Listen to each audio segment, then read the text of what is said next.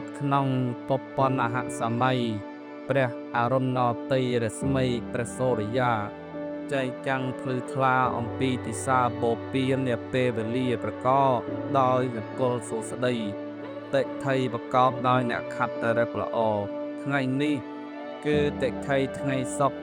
រ9កើតខ្នោតខែប្រពន្ធឆ្នាំរោងខស័កព្រះពុទ្ធសករាជ2568ត្រូវនៅថ្ងៃទី7ខែមីនាឆ្នាំ2025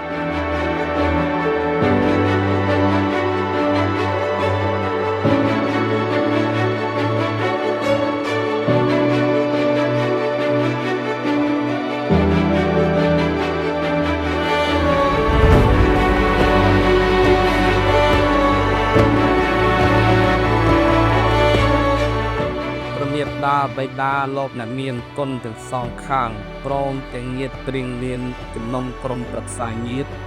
លោកបានរឹកពីតែលាល្អដើម្បីប្ររពមង្គលពិធីឈ្មោះថាសិរីមង្គលពិធីចុះពាក្យកូនប្រុសនាមអ្នកបណ្ឌិតមវិវឌ្ឍនៈជាគូនឹងកូនស្រីកុលធីតាលង្សសរវតី